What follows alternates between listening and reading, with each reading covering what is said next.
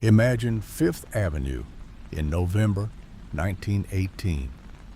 Ticker tape falls like a heavy snow, and the cheers of millions shake the foundations of the city. It is a scene of total triumph, the end of the war, to end all wars. But look closely at the banners snapping in the wind. Alongside the stars and stripes, you don't see the Union Jack or the French tricolor.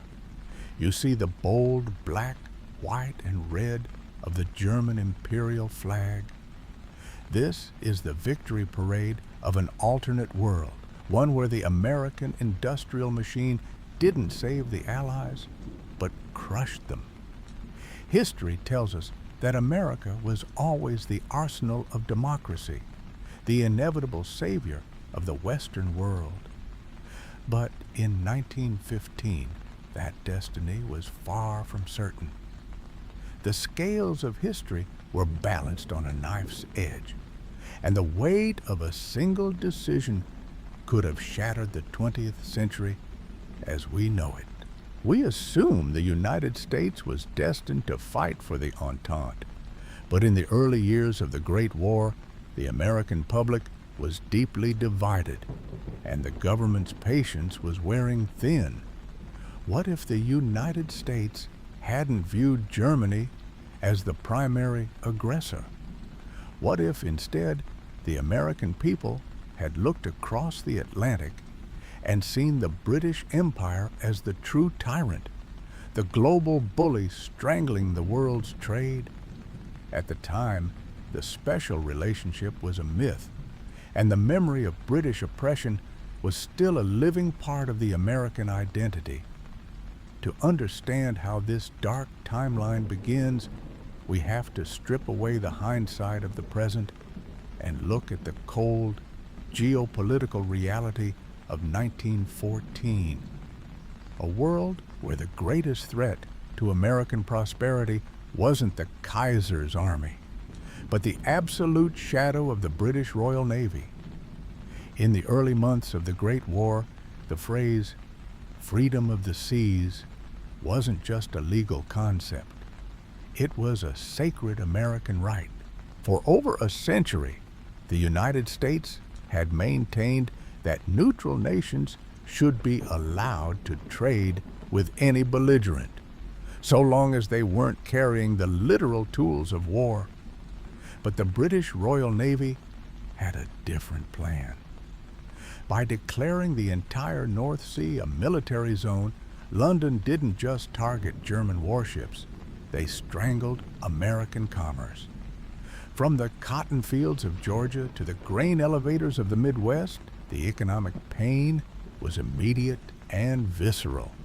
Huge surpluses of American goods sat rotting on the docks because British cruisers were seizing any vessel suspected of carrying supplies to Europe. To the American farmer and the Southern exporter, the British blockade wasn't a distant naval strategy. It was a direct assault on their livelihood.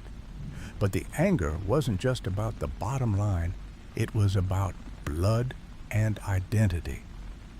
In 1914, the special relationship between Washington and London didn't exist. Instead, the American social fabric was woven with millions of German Americans who viewed the Kaiser's cause with sympathy, and Irish Americans who saw the British Empire as the ultimate global tyrant. To these powerful voting blocs, London was the old enemy, a colonial oppressor that had starved Ireland and was now attempting to dictate which way the American flag could fly on the high seas. Behind the closed doors of the State Department, the diplomatic cables to London were becoming increasingly sharp, dripping with accusations of British high-handedness and maritime piracy. In early 1915, the friction between the United States and the United Kingdom was arguably more volatile than the tension with Germany.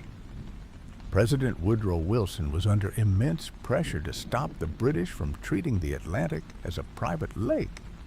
The American public was losing its patience, and the geopolitical landscape was a powder keg. All it needed was a single spark to turn the arsenal of democracy into the Entente's greatest nightmare. And in the cold gray waters of the North Atlantic, that spark was about to be struck. In March 1915, the gray swells of the North Atlantic become the graveyard of the old world order. In our history, the sinking of the Lusitania by a German U-boat galvanized American anger against Berlin. But in this timeline, the tragedy bears a Union Jack. The SS Wilhelmina, an American merchant vessel carrying civilian food supplies to Hamburg, is intercepted by a British cruiser. In a moment of fatal miscalculation, the British commander orders his gunners to fire. The Wilhelmina is shattered, slipping beneath the waves and taking dozens of American merchant sailors with her.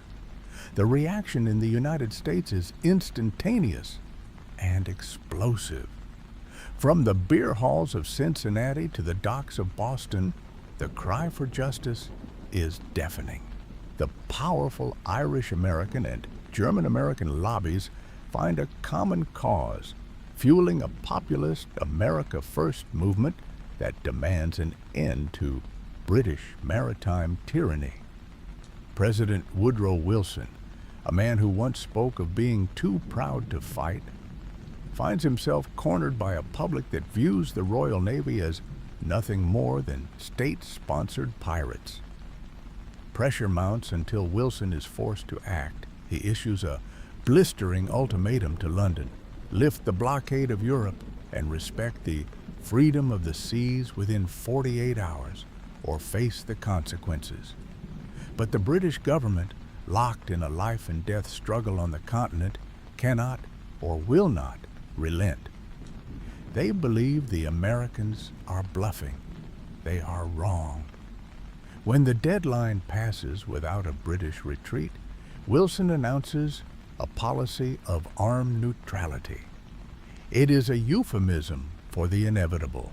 American destroyers are ordered to escort merchant ships directly through the British blockade lines, with orders to fire on any vessel that dares to interfere. The gears of the American military machine, once dormant, begin to grind into motion, not to save the Entente, but to break it. By October 1915, the thin veneer of armed neutrality is stripped away. The first exchange of fire between an American destroyer and a British cruiser near the Grand Banks acts as the final catalyst. In a session of Congress that crackles with a fervor not seen since the days of the Revolution, President Wilson stands before the podium. He doesn't call for the world to be made safe for democracy. He calls for the world to be made safe from the unbearable hegemony of the seas. Congress votes overwhelmingly. The headlines across the nation scream, "The Second War of Independence." The United States of America is officially at war with the United Kingdom. While this may sound like pure fiction, the U.S. Department of War was already prepared for this exact moment. In our real history, the American military maintained a top-secret contingency known as War Plan Red. It was a detailed, cold-blooded blueprint for a full-scale conflict with the British Empire. It wasn't a mere hypothetical exercise. It was a strategic necessity that remained on the books well into the 1930s. Now, in this dark timeline, those folders are pulled from the shelves and slapped onto the desks of generals. The realization hits London like a physical blow. The Entente is not just losing a neutral trading partner, they are losing their life support. The British and French war efforts were built on American steel, American grain, and most importantly, American credit. Overnight, the primary source of the Entente's survival has become its most dangerous enemy.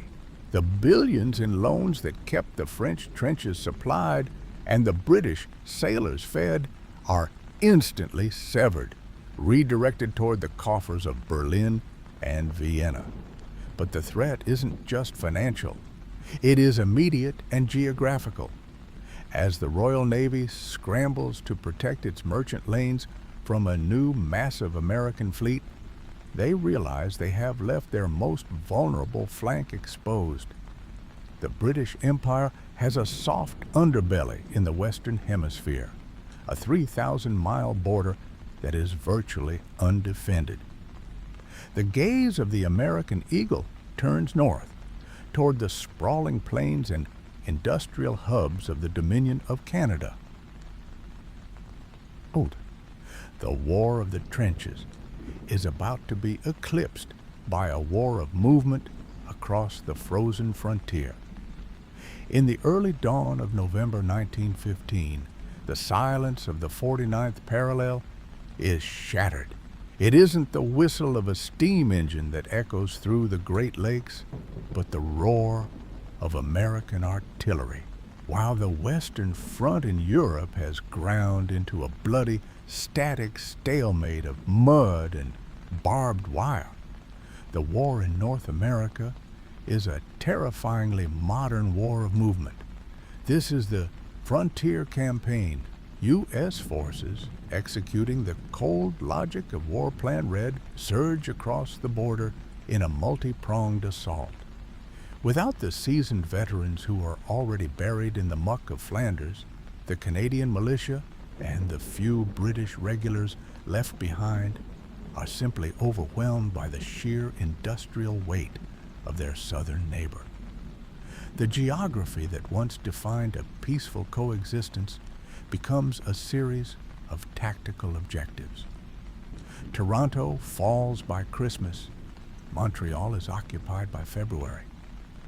In London, the British High Command faces an impossible choice: divert elite divisions from the desperate struggle against Germany to save Canada or let the Dominion fall. They choose the trenches. They have no choice. But the true cost of this campaign isn't measured in territory. It is the bitter, haunting tragedy of the St. Lawrence River, a conflict where families divided by a border for generations now face each other across the sights of a rifle. This is a fratricidal war, a brother's quarrel turned lethal, as the shared history of the Anglosphere is incinerated in the fires of geopolitical necessity. The special relationship doesn't just end, it bleeds out in the Canadian snow. With the land war in North America effectively decided and the Dominion neutralized, the United States turns its gaze away from the smoking ruins of Ontario. The primary obstacle to a Central Power victory remains the Royal Navy's iron grip on the Atlantic. To break the British Empire, the Americans must now do what no power in centuries has accomplished. They must seize the crown of the seas. The Atlantic Ocean, once the undisputed domain of the Royal Navy, becomes a sprawling graveyard for the Union Jack. For centuries, the British two-power standard ensured their fleet was larger than the next two rivals combined. But they never accounted for those two rivals, Germany and the United States, fighting under the same banner. The tactical reality of 1916 is a nightmare for the British Admiralty. The sleek modern dreadnoughts of the American Atlantic Fleet, led by behemoths like the USS Nevada, steam out of Chesapeake Bay to rendezvous with the German High Seas Fleet in the cold waters of the North Sea. It is an armada of unprecedented scale, a wall of steel and 14-inch guns that the Royal Navy simply cannot match. In the Great Battle of the North Atlantic, the steel ring is forged. This isn't just a single engagement. It is a coordinated campaign of strangulation. While American battleships challenged the British Grand Fleet for surface supremacy, German U-boats, now operating out of friendly American-held ports in the Caribbean and the newly captured Maritimes, decimate the merchant lanes. The hunger blockade is cruelly reversed. In our history, it was German civilians who starved behind a British naval wall. In this timeline, the bread lines form in London and Liverpool. The British Isles, an industrial heartland that relies on the world for 70% of its food, begin to suffocate. But the tragedy goes deeper than civilian hunger. The naval victory severs the jugular of the Entente. Without the sea lanes, the British cannot ferry coal to France, and the French cannot receive the vital American oil and grain that keeps their armies in the field. The logistics of the Allied cause are no longer just strained, they have suffered a total systemic collapse. As the ships stop arriving, the very foundation of the Entente's power begins to crumble from within. The strangulation of the British Isles is only the first domino to fall. The second is made of paper and gold.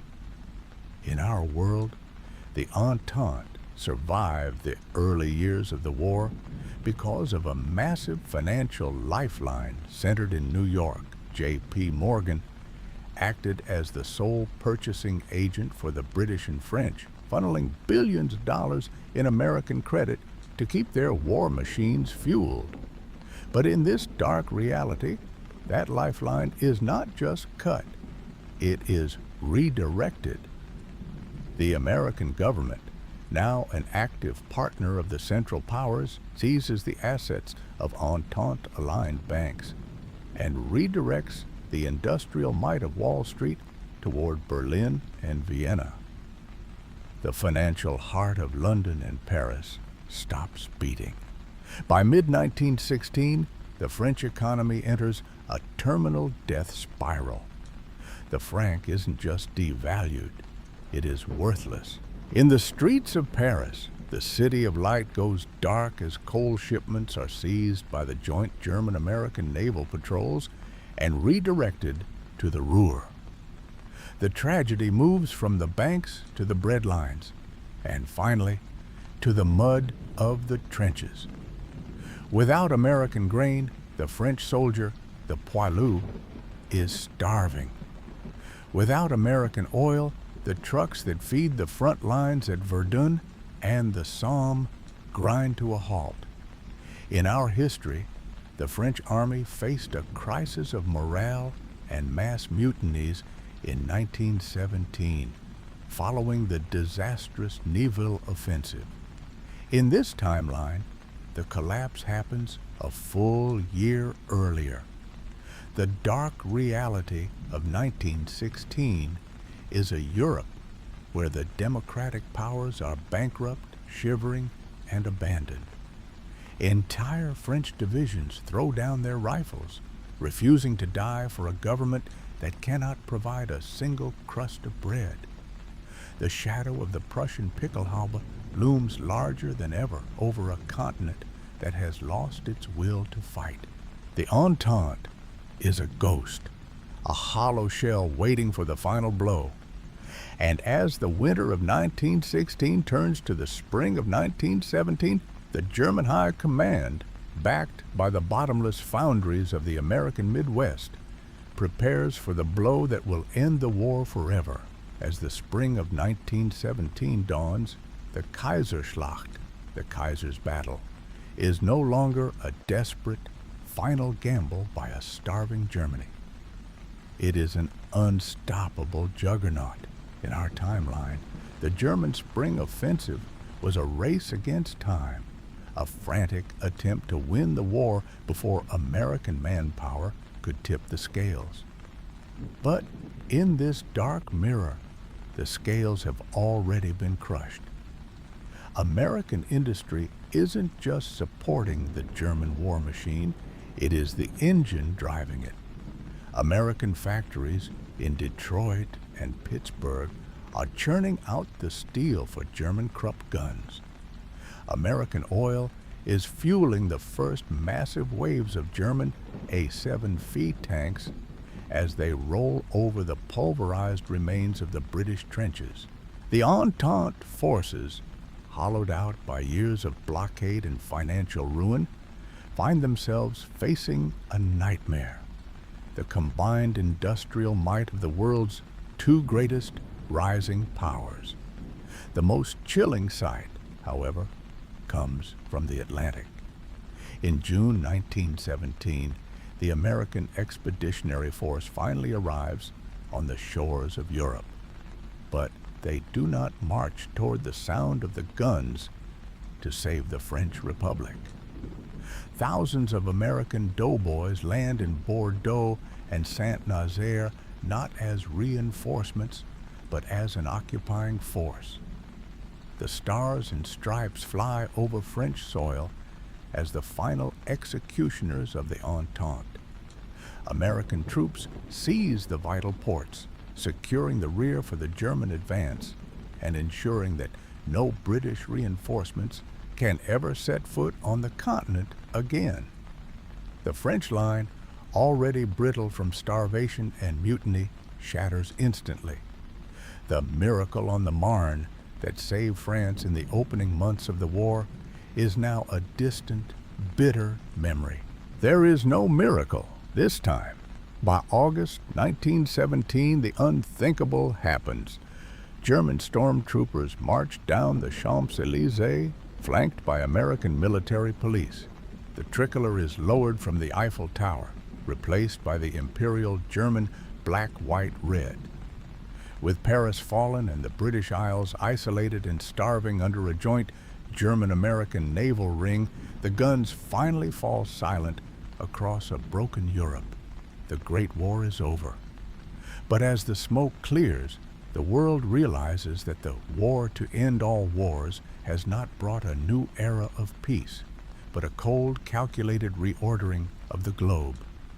The victors gather not in Versailles, but in the halls of the Hohenzollerns, ready to carve up the map at the Peace of Potsdam.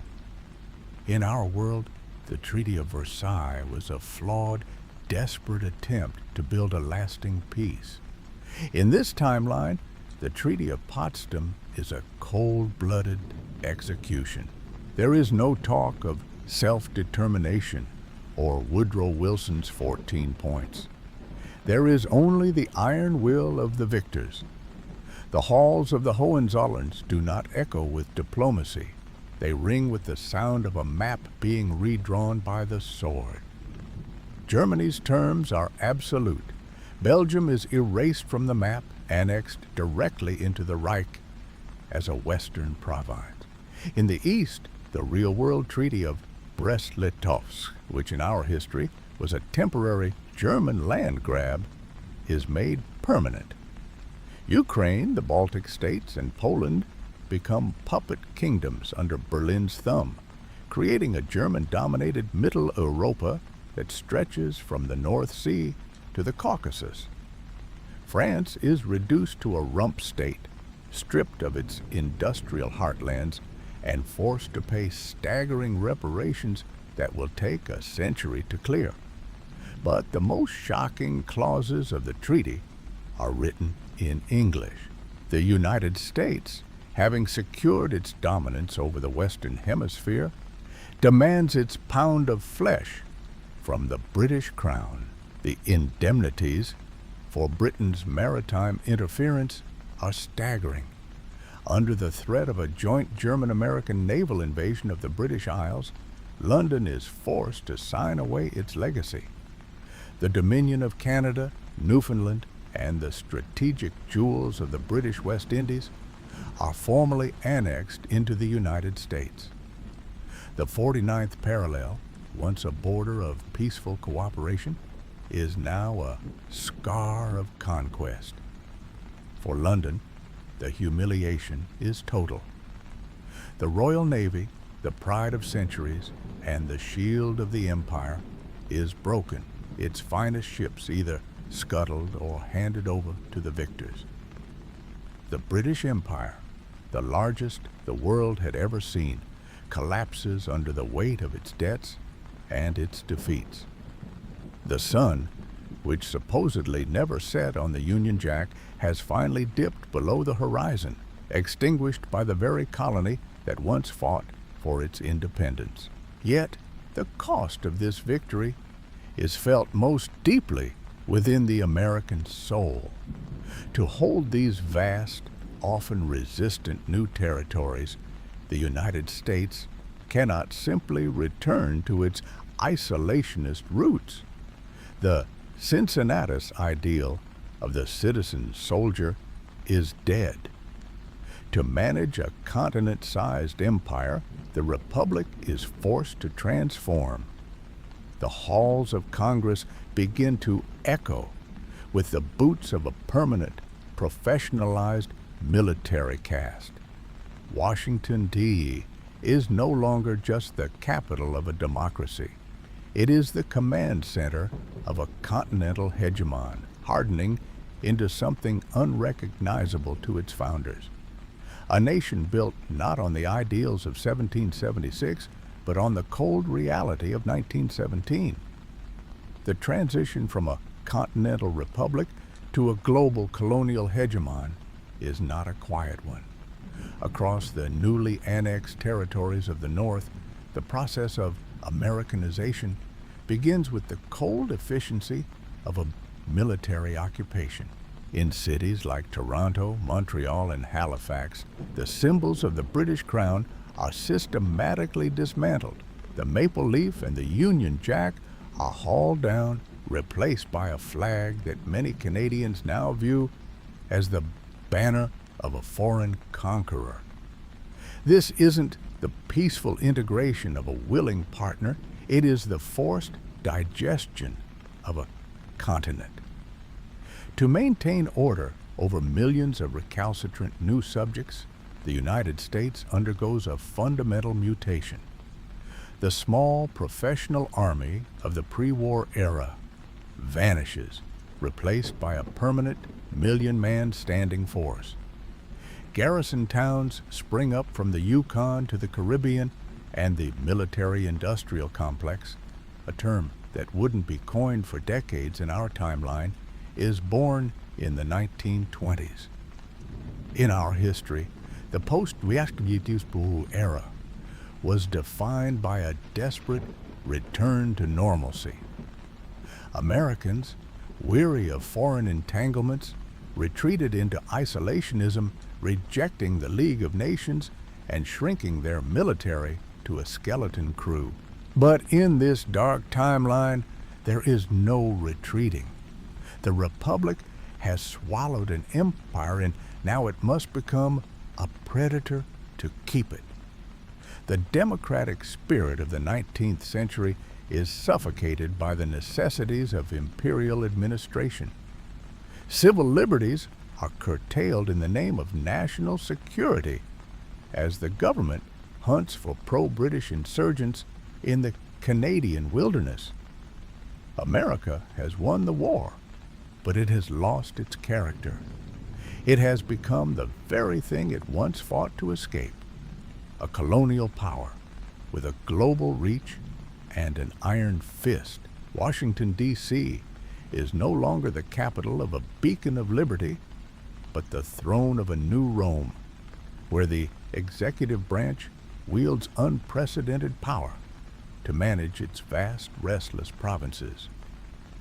The American dream has been replaced by the American Mandate, a doctrine of total hemispheric control that requires a state of perpetual mobilization. And while Washington cements its grip on the Americas, a far more rigid and ancient order is being forged across the Atlantic. The Peace of Potsdam wasn't just a treaty. It was the blueprint for a new world order, the Pax Germanica. As the 1920s dawn, the shadow of the Pickelhaube stretches from the Pyrenees to the Urals, turning the cradle of Western civilization into a fortress for the Kaiser. Across the Atlantic, the triumph of the Central Powers births a new, suffocating order, the Pax Germanica. Imagine a map of Europe where every rail line, every telegraph wire, and every major trade route leads back to a single hub, Berlin. This is the reality of Mittel Europa, not a voluntary union of sovereign states, but a forced economic and military bloc where Germany's word is law. From the coal mines of occupied Belgium to the wheat fields of a puppet Ukraine, the continent is transformed into a massive supply engine for the German war machine. The freedom of the seas that America fought for has been replaced by a German monopoly on land. In our history, the end of the Great War saw the collapse of the old empires and a brief, hopeful flowering of democracy. In this timeline, that flower is crushed before it can even bud. In France and Italy, the humiliated remnants of the Republican governments are swept away by German-backed stability forces. Any spark of democratic revolution is met with the cold steel of the Prussian Guard.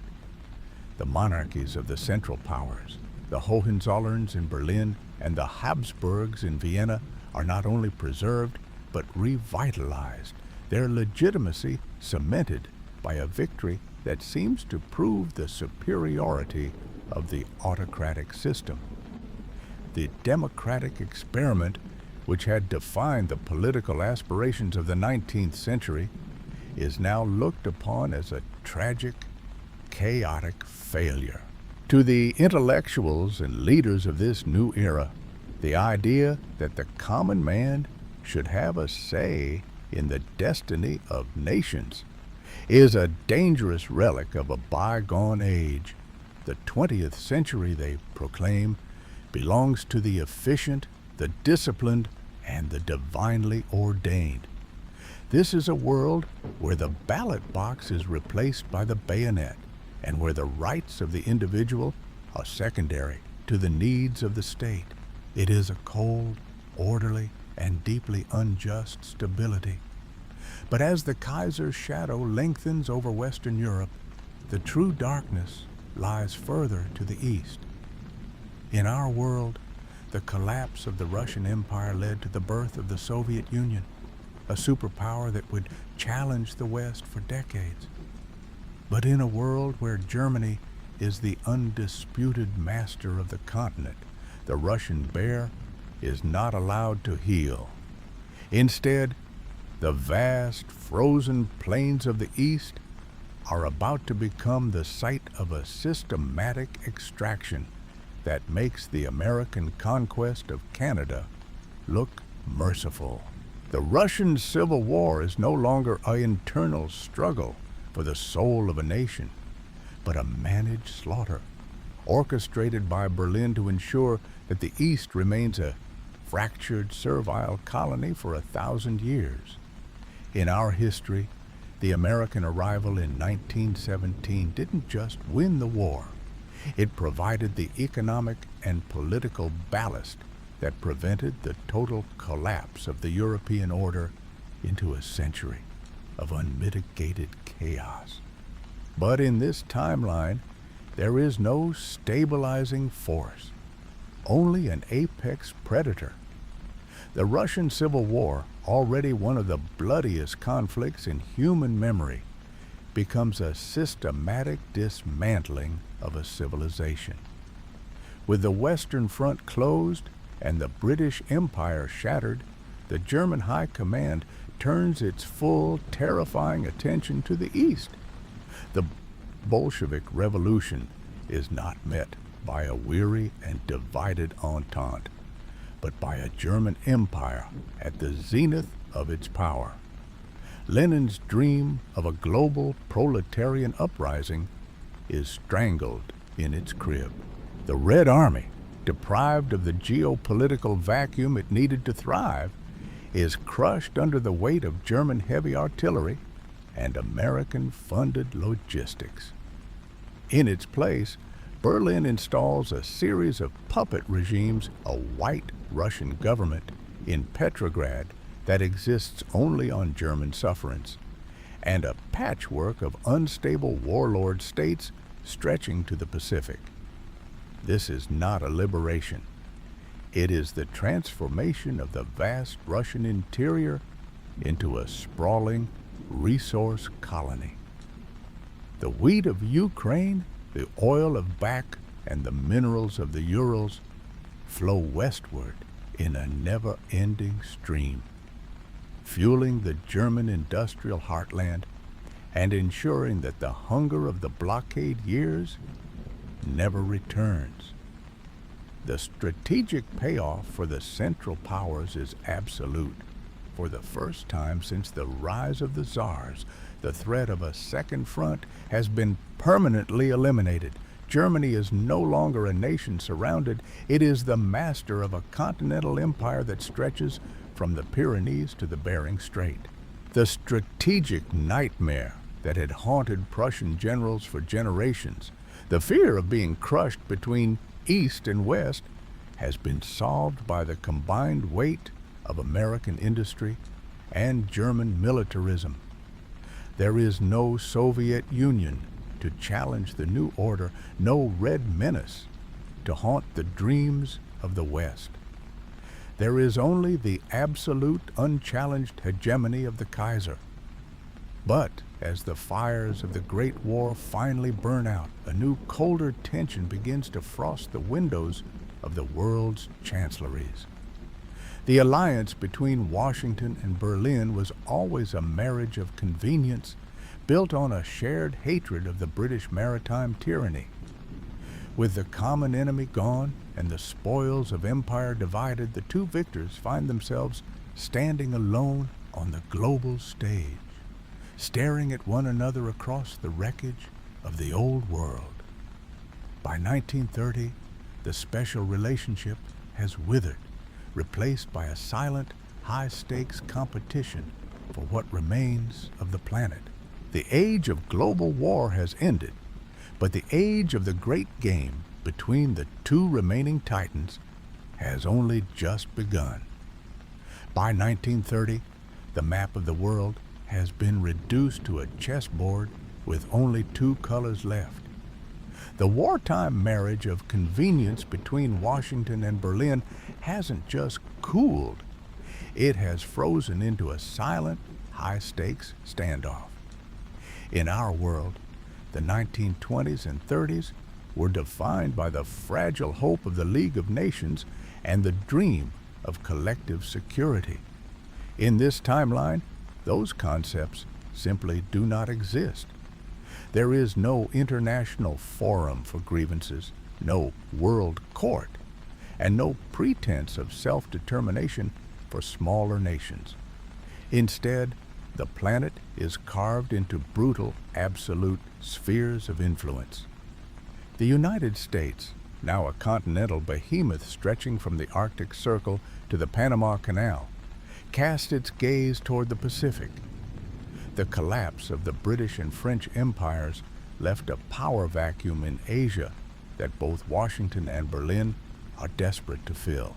The German Reich, having consolidated its grip on Mittel Europa and the vast resources of its new African and Russian colonies, sees the American advance into the Far East as a direct violation of its global hegemony. The great game is no longer played between London and Moscow, but between the Potomac and the Spree. In this reality, the very idea of international law is a ghost. Might makes right is not a cynical critique. It is the operational manual for the 20th century. Diplomacy is conducted through the lens of naval tonnage and industrial output. American dreadnoughts shadow German battlecruisers from the South China Sea to the Hawaiian Islands, each side waiting for a single misstep to ignite a second global conflagration. But beneath the surface of this geopolitical chess match, a deeper, more permanent change is taking hold. A world governed solely by the exercise of raw power has no room for the soft virtues of the Enlightenment. The cultural cost of this victory is becoming apparent. As the two titans prepare for an inevitable clash, the human spirit begins to harden, mirroring the cold, calculating steel of the machines that sustain their empires. In this shadow-drenched 20th century, we lose more than just maps and monarchies. We lose the soul of an era. In our timeline, we speak of the greatest generation, the men and women who stood against the tide of global tyranny and preserved the spark of liberty. But in this reality, that generation is never born. There is no moral crusade to join, no good war to fight for the soul of humanity. Instead, the youth of the 1930s and 40s are raised in the cold, hard light of a victory built on subjugation. They are forged not by the defense of freedom, but by the grim administration of an ever-expanding empire. Culture itself begins to calcify under the weight of this new order. Art, once a medium for rebellion and human expression, is swallowed by the twin giants of Prussian militarism and American industrial expansionism. The vibrant, chaotic experimentation of the early 20th century is replaced by a global aesthetic of steel and stone. Architecture becomes brutal and imposing, designed to make the individual feel small beneath the majesty of the state. Philosophy turns away from the inherent rights of man and toward the cold duties of the subject. It is a world of terrifying hollow efficiency, a clockwork planet where the trains run on time, the borders are absolute, and dissent is viewed not as a right, but as a mechanical failure to be corrected. This is the zenith of the dark timeline, a state of permanent authoritarian stability.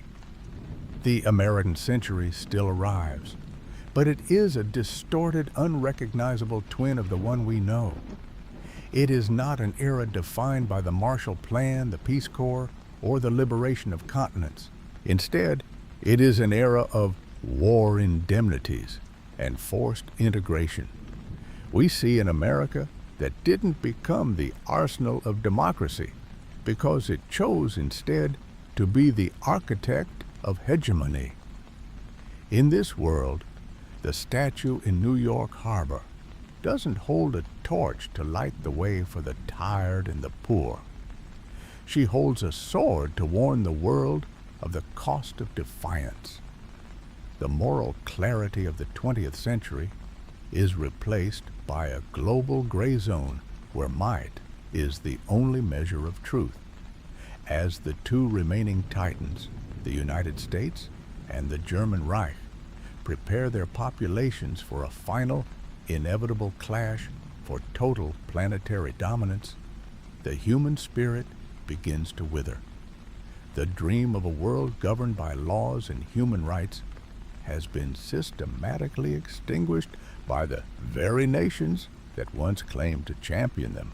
But as the shadows of this alternate 1930s lengthen over a silent, fearful world, we must remember that this nightmare is only a ghost, a path that was narrowly avoided by the thin threads of fate.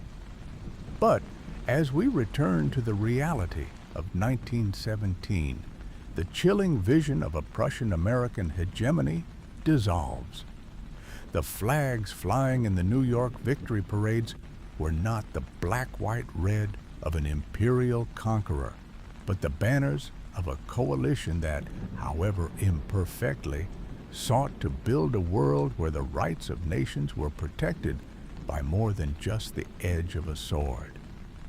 In our world, President Woodrow Wilson did not yield to the pressure of the America First isolationists or the grievances of the anti-British lobbies.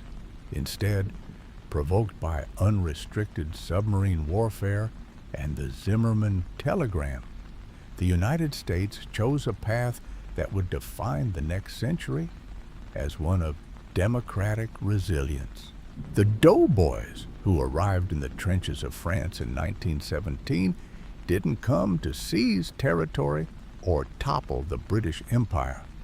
They came to break a deadlock that had turned Europe into a slaughterhouse. Their arrival signaled the birth of the true arsenal of democracy, a powerhouse that used its industrial might not to subjugate its neighbors, but to provide the shield under which free societies could eventually rebuild.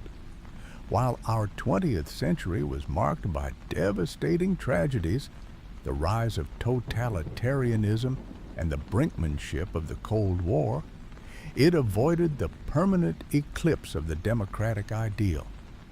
We lived through a century where the concept of human rights became a global standard rather than a discarded relic of a failed 19th century experiment. The nightmare of a German-American partition of the globe remains confined to the realm of what if, a reminder of how narrowly we escaped a very different kind of stability, one bought at the cost of the human soul. History is not a preordained march toward progress. It is a fragile tapestry woven from the split-second decisions of leaders and the unpredictable currents of public sentiment. It is balanced on the thin threads of chance, where a single intercepted telegram or a different decision by a merchant captain can steer the entire human race toward the light or into the abyss. We can look back at the actual events of the Great War with a sense of relief, knowing that despite the scars left on our world, the spark of liberty was never fully extinguished. The American century happened, but it was built on the foundation of alliances and the defense of sovereignty, rather than the cold logic of war indemnities and forced integration. We should be grateful that the arsenal of democracy lived up to its name, ensuring that the sun did not set on the dream of a free world. But history is full of these invisible crossroads. If one small event in 1915 had gone differently, we might be living in that silent, efficient, authoritarian world today. So we ask you, which small change in history scares you the most? Which moment do you believe was the thinnest thread holding our reality together? Let us know in the comments, and don't forget to like and subscribe as we continue to explore the shadows of what might have been.